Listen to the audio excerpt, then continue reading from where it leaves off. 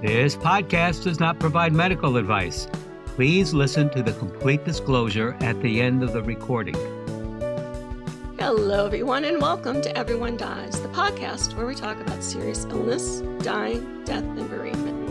I'm Marianne, a nurse practitioner, and I use my experience from working as a nurse for 44 years to help answer your questions about what happens at the end of life. And I'm Charlie Navarrete, an actor in New York City, and here to ask the questions that you may not have realized you had about what happens at the end of life and how to prepare for death. Because, you know, Marianne, everyone dies. What? You're right about that. Yeah. Mm-hmm. So please relax. Get yourself something charmingly fabulous and sinful to snack and sip on. And thank you for spending the next hour with Charlie and me as we talk about what else? Sex. Ooh. And intimacy. Brrr. But when a partner has a serious illness. In the first half, we have a recipe for sorrow cake that you could make for your next funeral lunch. And Charlie has an essay from the Boston Globe columnist Jack Thomas, written after his diagnosis with cancer. In the second half, I'll be talking about sexuality and intimacy when one partner has a serious illness diagnosis. And in our third half, Claire Lucky, Instagram's grieving bitch, will be joining us to discuss her sex life. Really? It's going to make you want to stick around to the end, isn't it? I so like Claire. So, will there be pictures? Video? No, but it does get kind of graphic, and as usual with Claire, it kind of veers off a little and ends up with a series of recommendations for vibrators. But that's all I'm going to say about it. I'll be tuning in. Just to make sure she has it right. Yeah, I'm not going to say anything mean.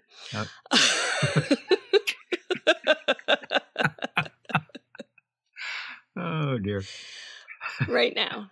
I'll wait a little bit till later in the show to be mean. Very good. So, listen. Yes.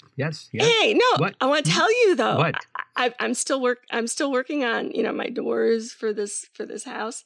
So of course I'm just amazingly catching up on films from HBO that just go back. And most recently I saw, of course, I can't remember the name of it. It was with Kurt Russell as like a child, and Andy Garcia as a child is like, God knows how old this film is about when he's working on a newspaper and there's a serial killer.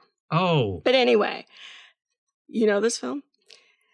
Yeah, when you said a newspaper, I do not remember the name though. No.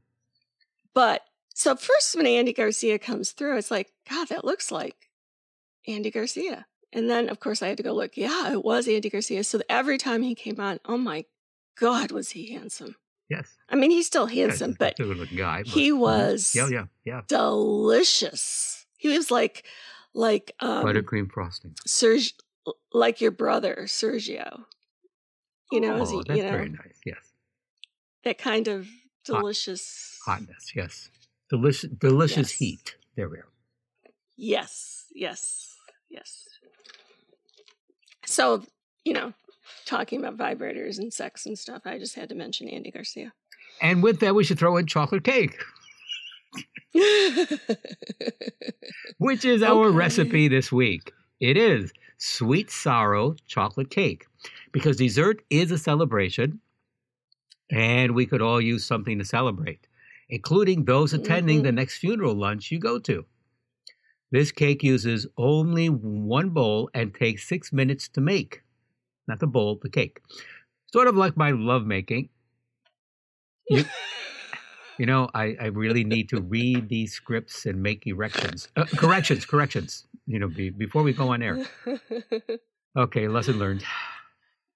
So this... We'll see. I do this, Charles, just to see if you've actually rehearsed your script before you. And obviously I have. Excuse me. Yes, of course I have. This A what? essay is an excerpt from a piece written by Boston Globe journalist Dak Thomas titled, I Just Learned I Only Have Months to Live. This is what I want to say. Mr. Thomas wrote this about a year before his death at age 83. Hmm. As a teenager, I often wondered how my life would change if I knew that I would die soon. Morbid, perhaps, but not obsessed. Just curious. How does a person live with the knowledge that the end is coming? How would I tell family and friends? Would I be depressed? Is there an afterlife? How do you get ready for death anyhow?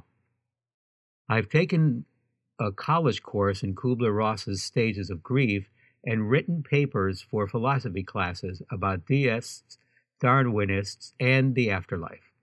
Sometimes I agree with one side, sometimes another.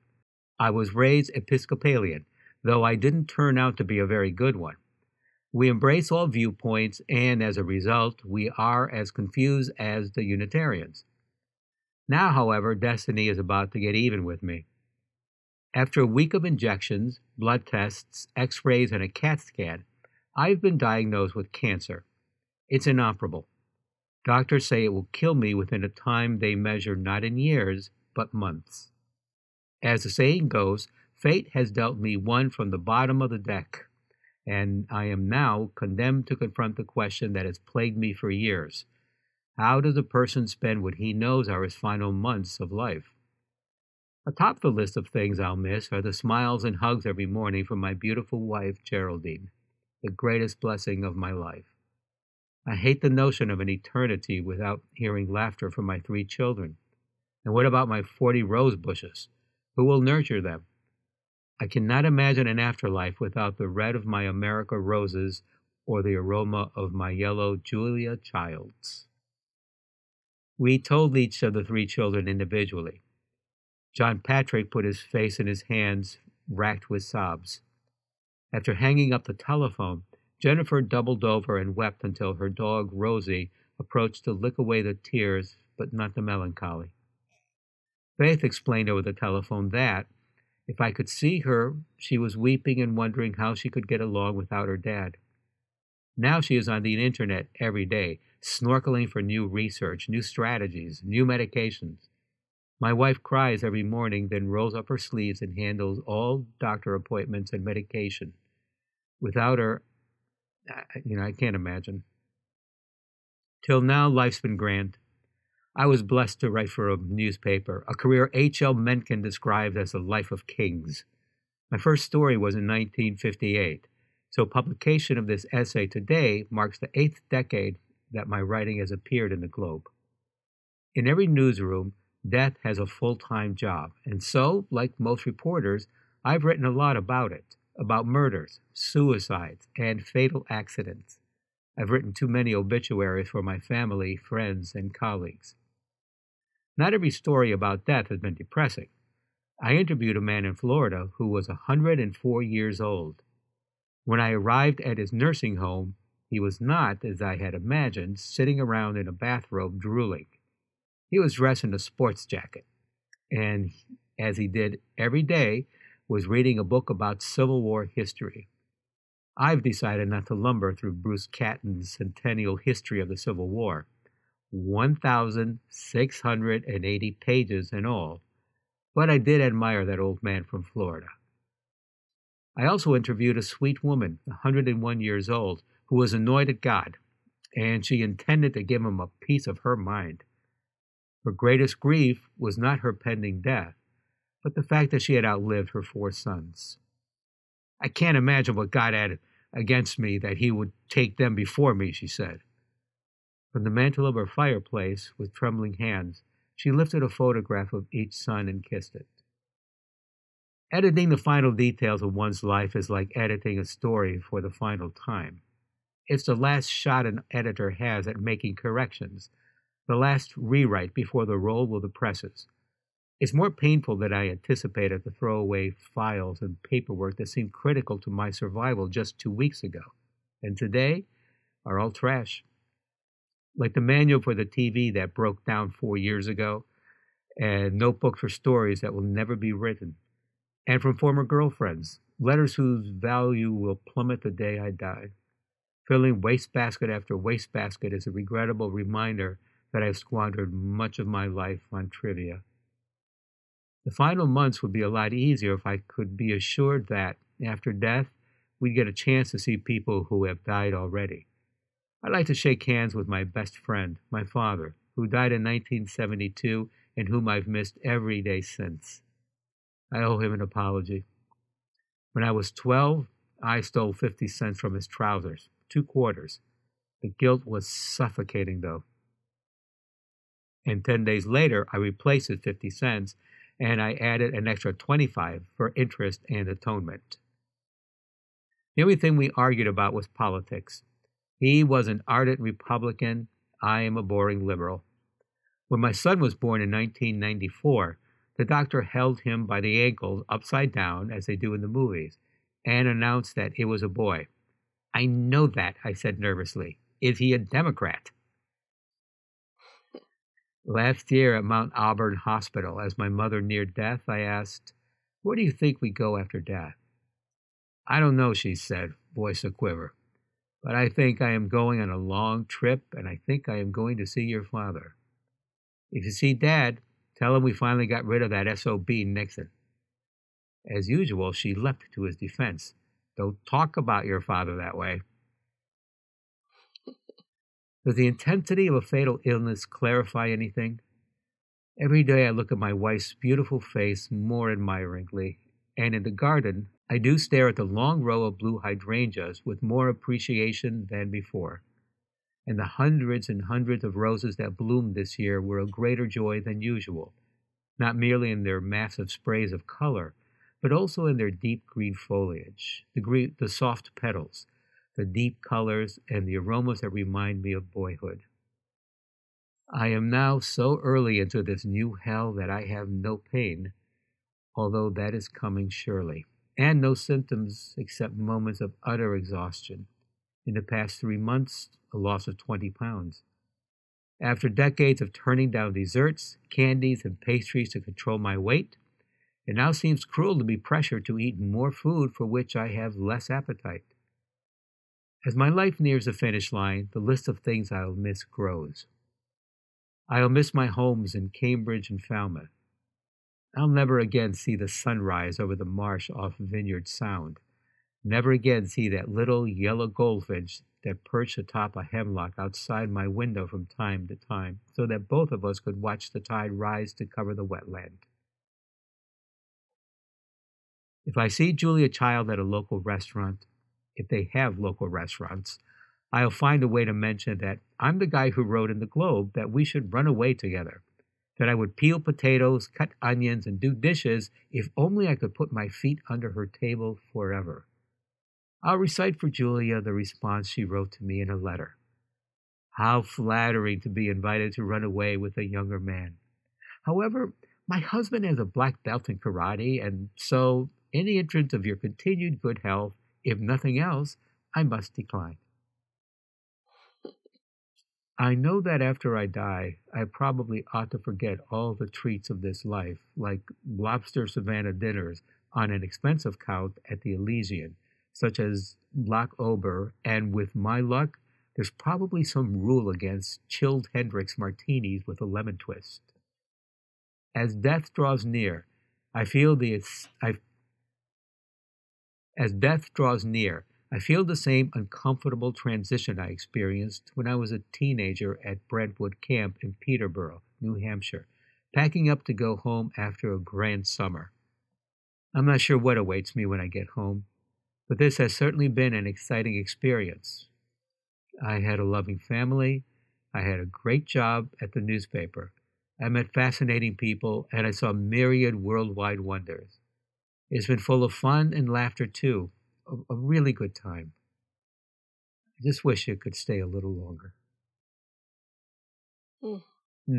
What an incredible essay, huh? That's a life well lived, right there. Mm-hmm. Yeah. I love that, Charlie. Thank you. Please go to our webpage for the recipe for sweet sorrow chocolate cake because, as mentioned, Dessert is a celebration, and we could all use something to celebrate. Not only the recipe, but additional resources for this program are available on our website. We hope you will be best friends with us and follow us on Facebook and Instagram, and remember to rate and review this podcast. We have a link in our show notes that makes rating our podcast easy peasy, and that would be so helpful to us. As a licensed nonprofit organization, we are dependent on your kindness and always appreciate your tax-deductible donations. If you find this podcast to be of help to you, please go to our webpage to donate so that we can continue to provide quality shows about serious illness, dying, death, and bereavement at www.everyonedies.org. That's dies.org. Marianne? Thanks, Charlie. So today I'm going to be talking about sexuality and intimacy. And, in the past, depending on your beliefs or your religion, sex was either, something done for fun or something done to make babies. And at some point, you stop doing it. And, that may have worked at the time, but there really is a growing recognition of the public health importance of concerns related to sexuality and their implications for health, wellness, and quality of life. Sexuality is basic to being human. All individuals have a sexual identity and the sexual value system that impacts how they view the world around them. Human sexuality includes more than hormones and anatomy of gender. Sexuality refers to how genders relate, and for what I'm going to talk with you about today is defined as an aspect of personality pertaining to sexual orientation, attitudes, beliefs, behaviors. Sexual health integrates our bodies, our minds, emotions, and social aspects of being sexual. Sexuality involves experiencing ourselves and having other people experience us as sexual beings. It involves both the social and biological aspects of our bodies. Sexual health within the context of serious illness may be directly impacted by the disease on anatomical structures. However, direct anatomical effect is not the only concern. Changes in a person's sexual interest or desire may also be affected by direct or indirect consequences of medical treatments or associated with serious illness. Sexuality is the capacity of the individual to link emotional needs with physical intimacy. Sexuality and the ability to express intimacy are quality of life issues. The loss of sexual health can impact overall quality of life and well-being for people living with serious illness. Maintaining sexuality and intimacy with a partner continues to be a vital part of life. Sexual intercourse is often a small component of sexuality. Intimate touching or being held is a form of communication or a coping strategy in grieving changes of health status. Intimacy is a matter of emotional communication with others and with ourselves.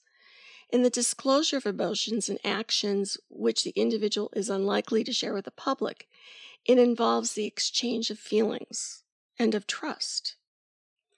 People living with serious illness may feel decreased self-control and decreased sense of self. Despite age or physical health, people remain sexual beings, and sexual health needs not to end when a person is diagnosed with a serious illness. With respect to relationship, partners often fear that they're going to cause pain to their significant other.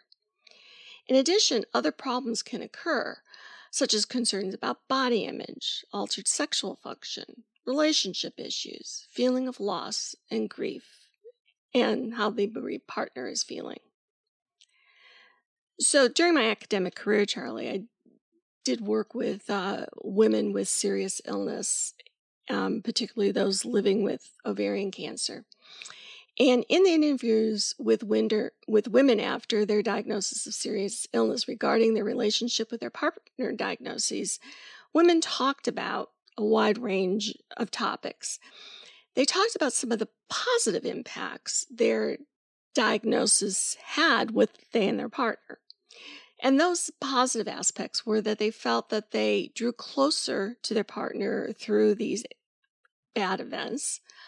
They learned how to overcome communication hurdles. They stopped taking each other for granted. They developed a more mature relationship, a different form of intimacy, less physical but more loving, as they said. A stronger bond was formed. One woman talked about how she almost died and she felt as though her husband cherished her more. Another woman talked about that she didn't realize how much he cared about her until he became the caregiver. And that there was more of a relationship with their chosen significant other. But that being said, there were also negative impacts of the diagnosis.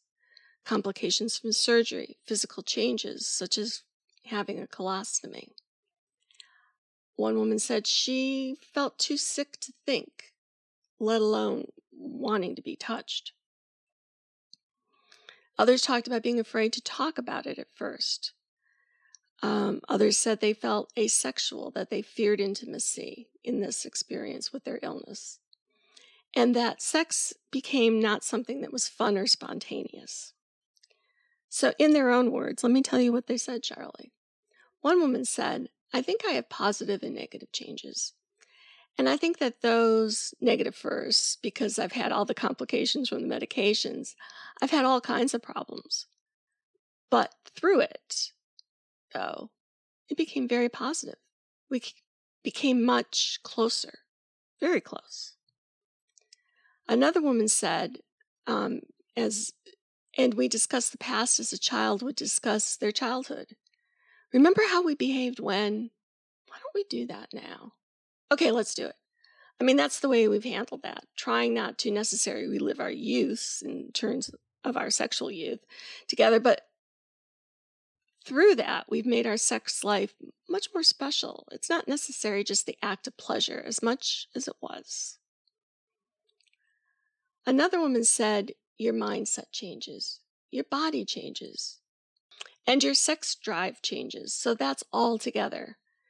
And my psychic changes, excuse the word, but I was a bitch for a long time before I got a hold of myself.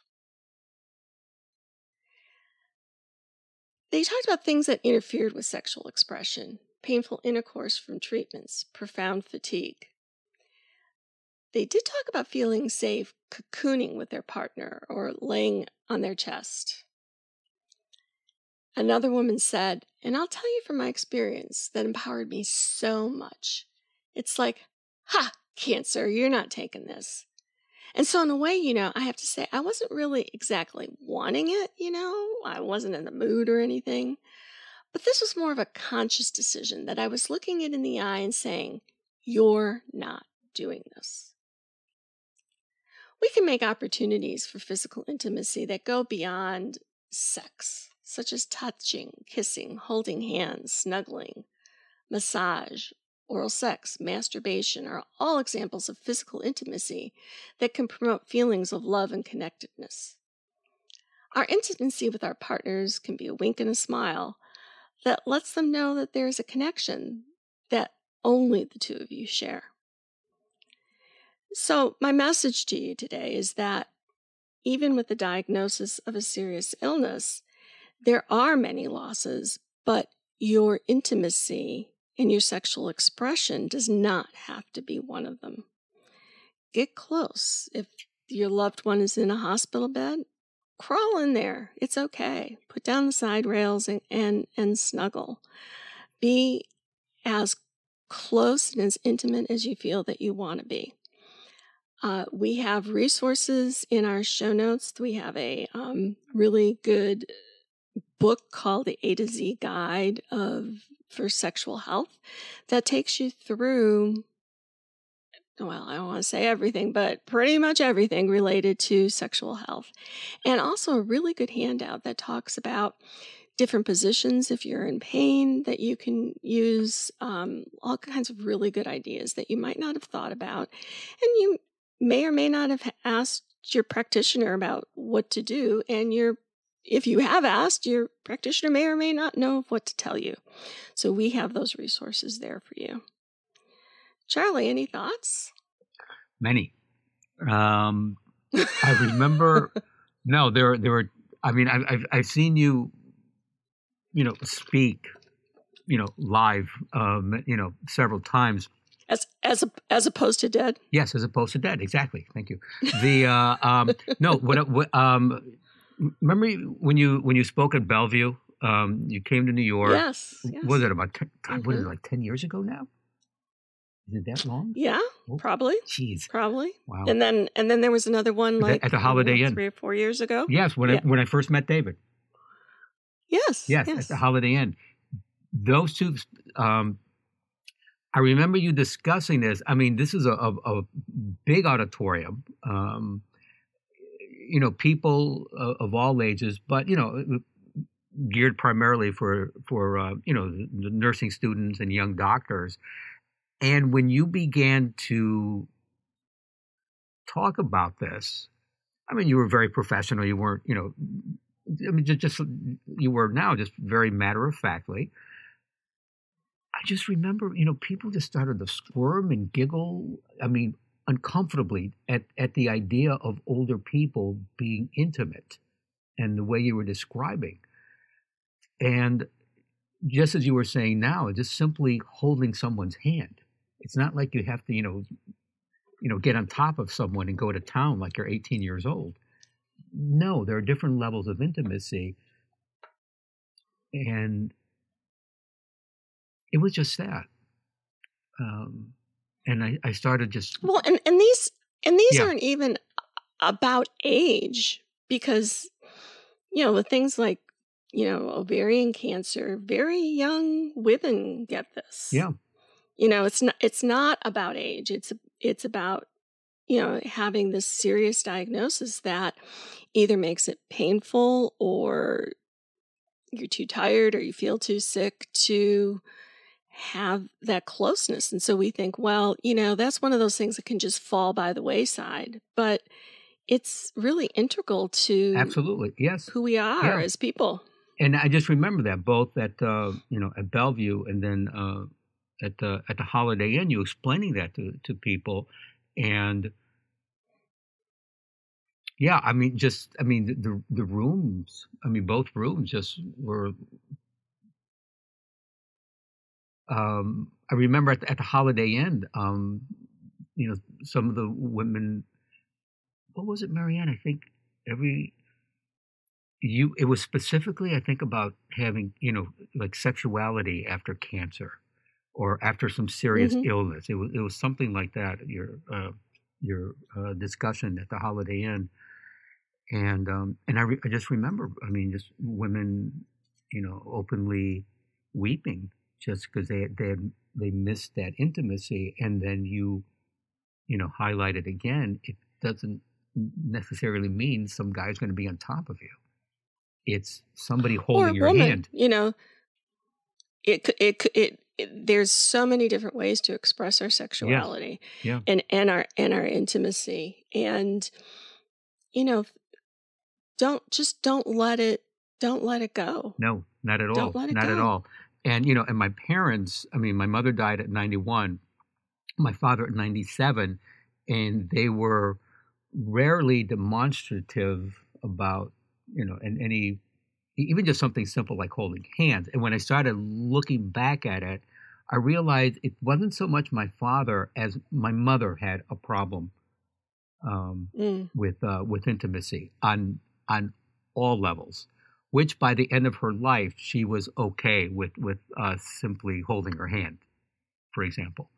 That took years just for her to be comfortable with that. And then she really liked it.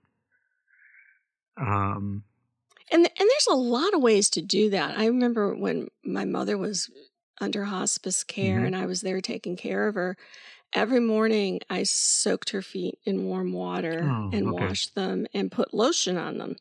Because when she was, when I was younger, she, always had bunions and that kind of thing. And her feet always hurt. And she would ask, would you rub my feet? Or, if the dog licked her feet, she's like, oh, I like that. So every morning I did that for her. And that was, again, it's an act of intimacy. It doesn't have to be male, female, female, female. Right. It's like it can be mother, daughter. Right. And it had nothing to do with It's sex. an intimate act. That's it. It Right. had nothing to do with sex. It was just that intimacy. I always remember that Billy Joel song. One of the lyrics is, leave a tender moment alone. You don't have to do anything. Mm-hmm.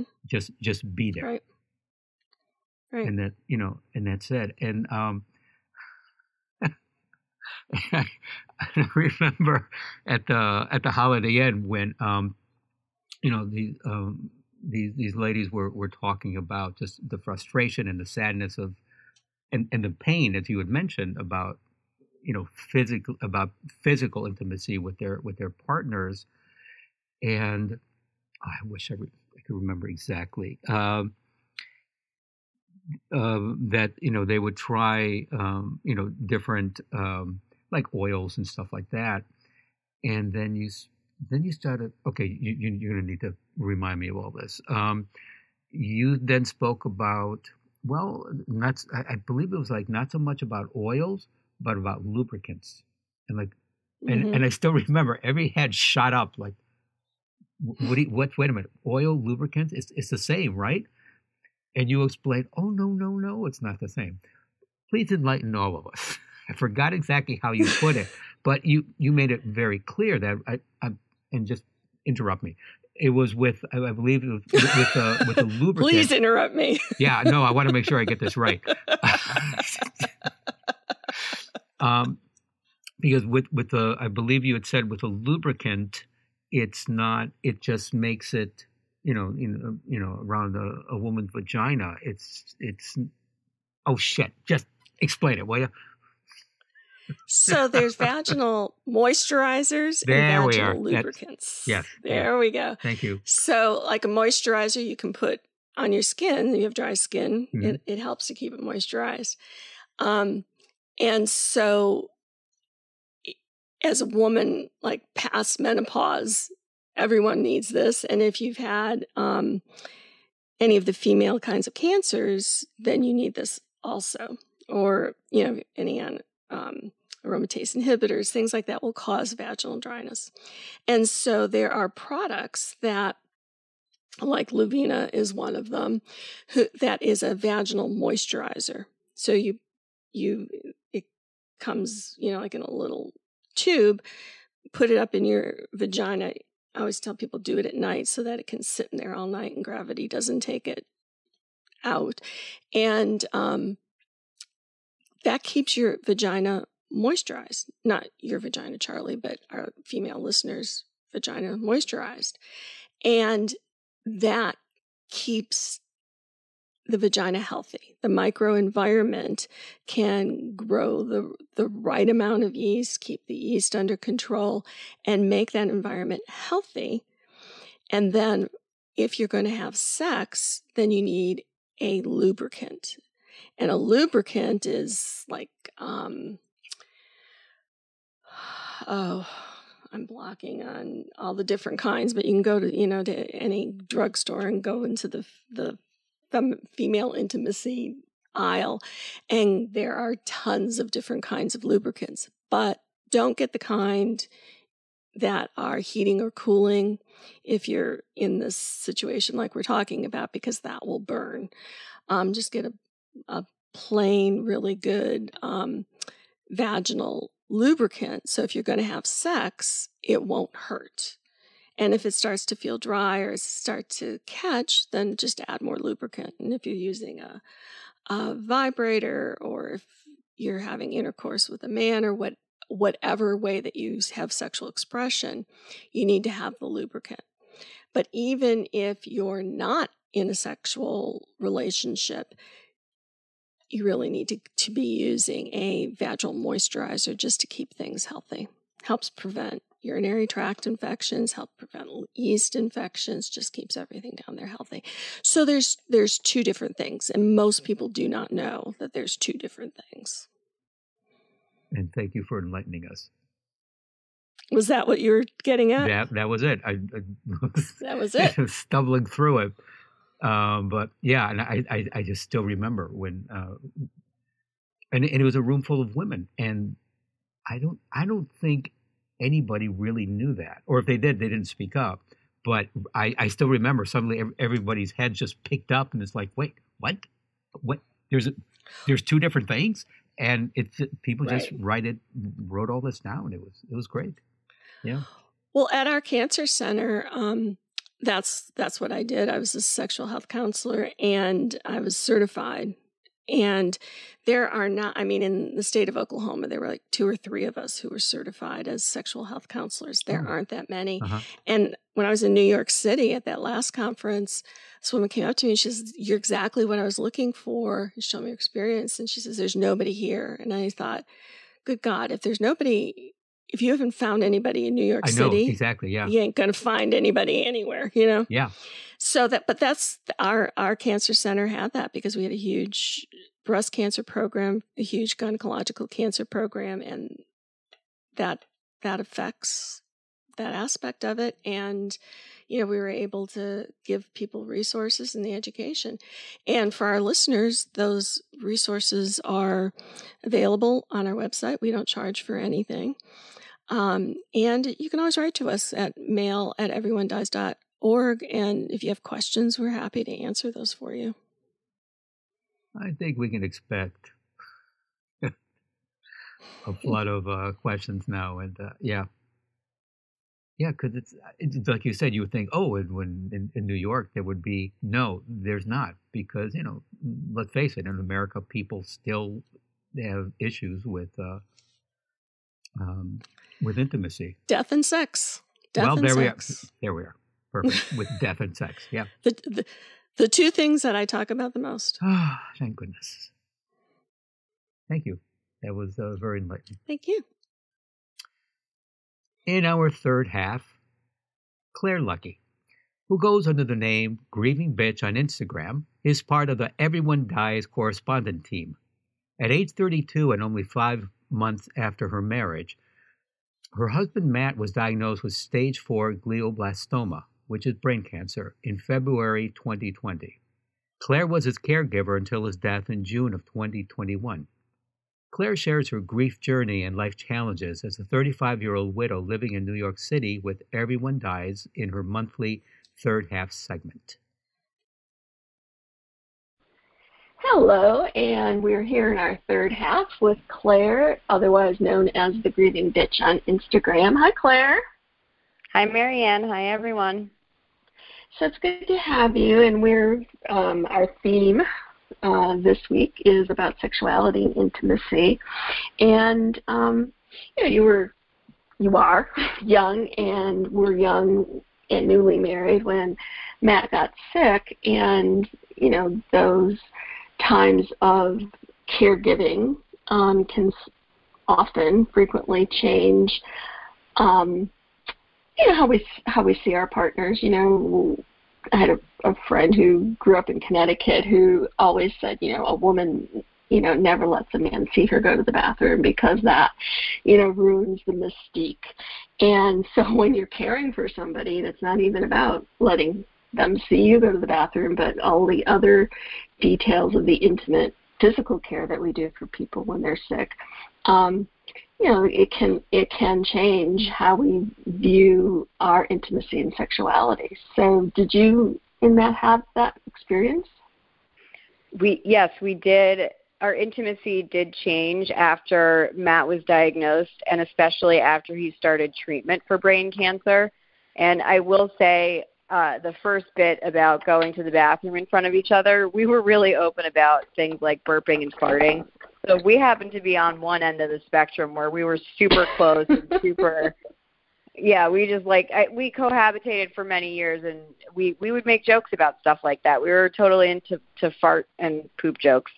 But nevertheless, when he started to get sick, his physical abilities started to change, and the medication changed his sex drive. And honestly, it changed him being sick, changed my sex drive. It made me a hypervigilant person, and it put me in that state of anxiety where I wasn't craving it as much as I normally would. And I think the same could be said for him.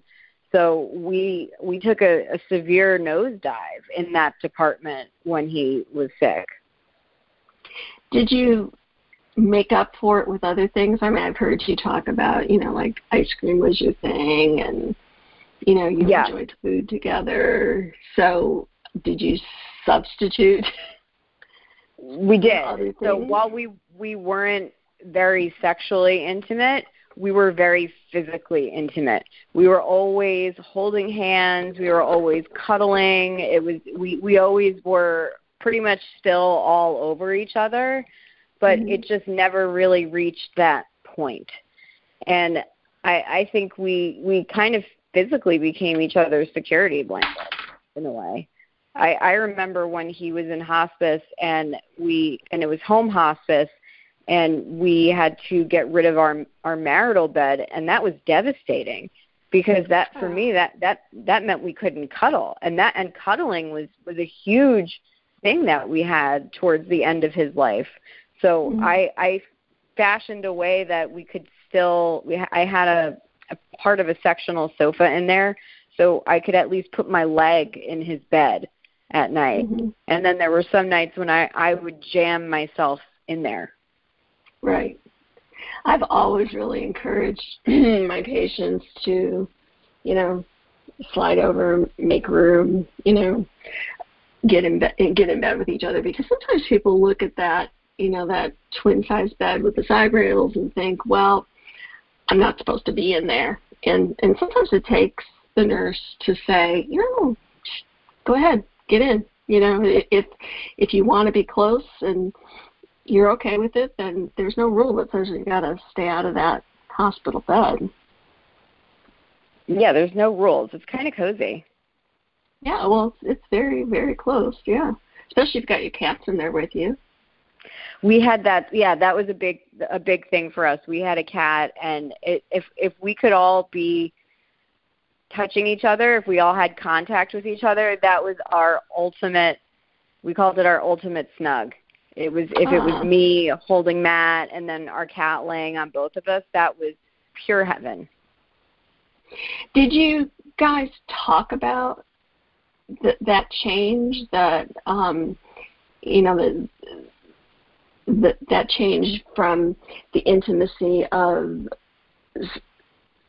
sexual stimulation to the holding and cuddling, which is a great form of intimacy, but it's different. Did you guys ever talk about it, or did you just kind of? We didn't talk about it as much as we should have. I think that's one of my little regrets is we should have discussed it a bit more. But I had asked Matt a few times if there's something that I could do, or how I could be better in that sense, because I wasn't having a lot of urges to either. And he expressed that he was comfortable not being very sexual. So I think it was, for us, uniquely, it was mutual. And I think for me, what I've seen as a woman is sometimes when you go from being in a relationship where you're I don't want to use the word normal, but going from our normal relationship to a position where I'm caregiving for him, it almost switches from partner to almost a mother-child relationship where we're also like wired to not sleep with our children. So I was having that shift of, well, I'm taking care of you, and thus I'm not feeling very sexual towards you. So that was definitely occurring for me. And, physically, Matt had other feelings. Like he was on all sorts of drugs, and he didn't know what was what in terms of his body half the time. And that's what his tumor affected. His tumor affected his body. Right. And also I've had, I used to work at the VA hospital and their palliative care team, and so I primarily done that in that environment. And I'd have many men who'd say, I want to make love to my wife one more time before I die. And but their concern was that they wouldn't be able to get an erection. And I would order, Viagra or, whatever was on the formulary for them. And the hospital used to give me grief about, well, we don't dispense those kinds of medications when somebody's inpatient. You can have that if you're outpatient, but we had a palliative care unit where that's where people would die. And so I had to, when you in that system, you had to write an explanation as to why you were ordering something that was off formulary, and then it had to go to somebody to be approved. So I got really good at writing these. He's dying, he's on the palliative care unit, he wants to have sex with his wife just one more time. Like it's really I'm so for that. It's like, come on, man. Give him the Viagra. Do it. I mean, I feel like you can. I don't think it's that hard. I mean, I sit here as a woman in New York City thinking, like, come on, they got to give that stuff out. Well, and the pharmacist called and said, well, like, how many pills does he need? I said, I don't know. Let's start with one. Let him have it on his bedside table. And, like this patient that I'm thinking of never used it. But for his wife and him, it meant all the difference that pill was there, that if they wanted to, that they could, And I think for many men that when they're sick, it's like all the parts don't work, right? And the penis is one of them. And so for a lot of men, they don't want to even try because they're kind of afraid that it's not going to work. And you're not feeling well, and all that other stuff goes with it. So that could have been part of it for Matt too. It's like, well, I don't know what's going on down there, so I'm happy with this. Let's not push the envelope. Do you think that maybe that was part of it for him? Yeah, I think part of it was he was worried about performing, and I think another part of it was the physical pain he had. So he kind of had a twofold situation. And so he had the touch, he had the closeness. You guys, shared your sensuality with ice cream and those kinds of things. Were there other kinds of intimate things that you figured out in the course of his illness that were satisfying to the two of you, or was the cuddling? Cuddling and ice cream are very high up there, and this one might be a little off the wall, but I did take some comfort in dressing him. It was some sort of routine, and I took time in making sure the socks were right and making sure I don't know. There was something about it. There was something about me putting him together, and it's heartbreaking and tragic in a way to do that for somebody that's 38 years old. But there's this other side of it. It was an intimate moment for us that we came together every day, at least once a day, and I dressed him, and we would talk, and we would just have a quiet moment between the two of us. And then usually, I would dress him in the bedroom on the bed. We had a whole routine, and then we would lay down together. That's really sweet. Yeah. And it is a nurturing thing, to, even think about, when you're dating or you're with somebody, it's like, fixing their tie or adjusting their collar. Those kinds of intimate acts are how we, nurture and say that we love somebody and want to touch them, right? Yeah, it is. Any other thoughts that you want to share with our listeners in terms of that aspect of sexuality and intimacy in serious illness? I do. I do. So while I wasn't sleeping with my husband really while he was sick, it doesn't mean that my urges were shut off. It wasn't always like that for me. So I still had my own feelings, and I used self-gratification on my own time. So I just hope other caregivers don't feel a sense of shame when doing that. And I think, that's a healthy thing to do. I mean, if all of my parts were still working and I'm a young woman and I still wanted to get down with my vibrator. So right. I did. Did Matt know you were doing that? No. Mm. I just didn't want to go there. I felt like I felt like I didn't want to step on any toes. And and to be honest, I wouldn't tell him I was using my vibrator before he got sick. So it wasn't really part of the relationship anyway. Right. Yeah, for some people it is, and for some people it's not. And I was being nosy.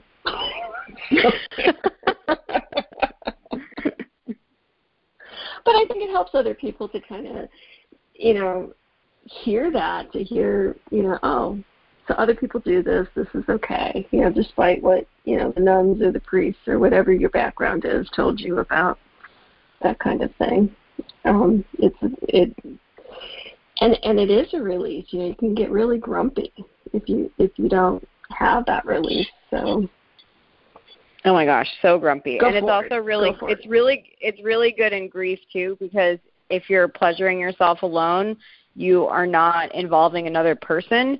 So you don't have to worry about hurting somebody else's feelings or them hurting your feelings.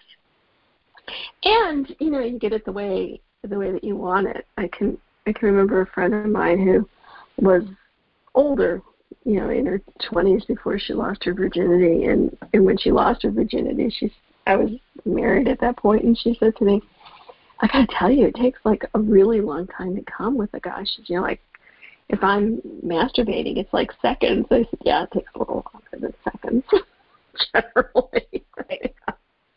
Yeah, it's much more efficient when you do it yourself. It's usually 100% success rate, which is different from a man or different from another person usually. So I am all for sexual healing when you're in grief as well. Invest in a good vibrator. I'm telling you, that's my piece of advice to widows everywhere. Yes. And I had another friend who would talk about her vibrator, and we would call it the Mix Master. And you can use, you got the Mix Master out. I don't know, we're weird. But just to say that vibrators,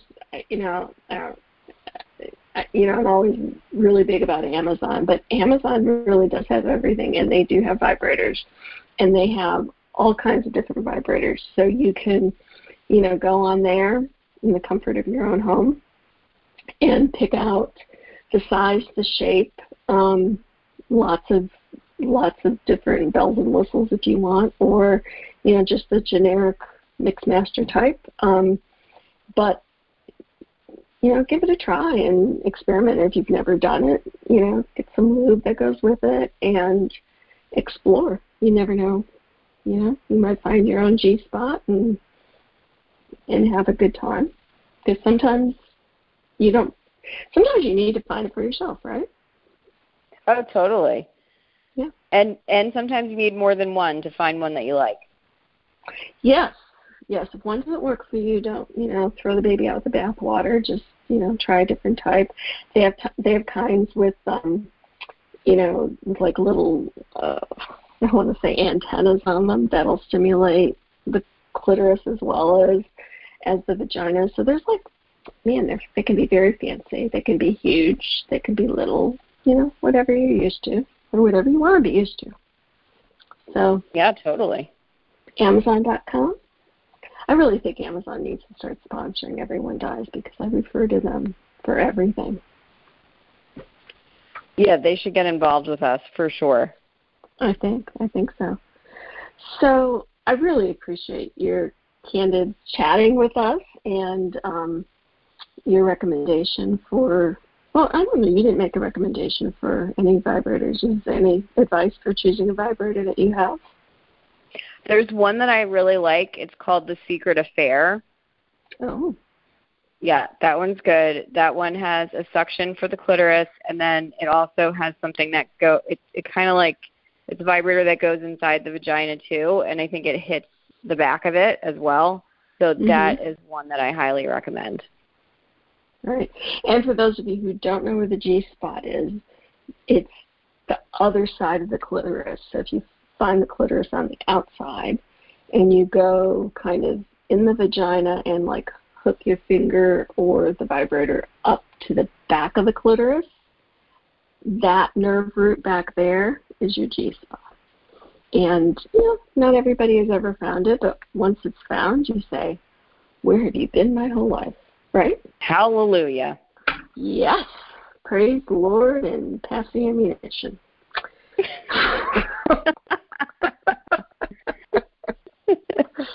No, really. There's a lot of people who have no idea where that is, and it's like a simple thing to find if you go looking for it. Find it. I mean, we find so many other things. We find pimples. We find bad discoveries. Go on a hunt for a good discovery. Yep, it's right behind. So if you hold your finger on the clitoris and then you put your finger in your vagina and kind of like make your two fingers meet, that's where you'll find it. To make it easy. Without drawing a diagram, but that's where it is. That's your homework, everybody. Find your G-spot. Yes. And write to us at mail@everyonedies.org. We'd love to hear your stories. And if you have a favorite vibrator, write to us. We'll post it on the webpage of recommended vibrators.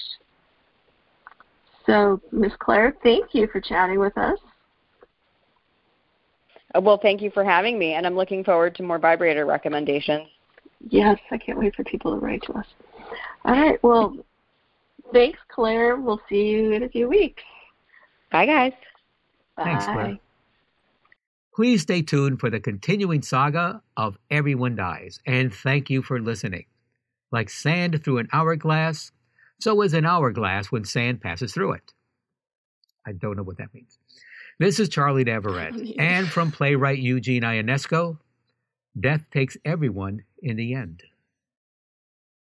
And I'm Marianne Matzo, and we'll see you next week. Remember to live every day like it was your last one, and that every day is a gift. This podcast does not provide medical advice. All discussion on this podcast, such as treatments, dosages, outcomes, charts, patient profiles, advice, messages, and any other discussion are for informational purposes only and are not a substitute for professional medical advice or treatment. Always seek the advice of your primary care practitioner or other qualified health providers with any questions that you may have regarding your health.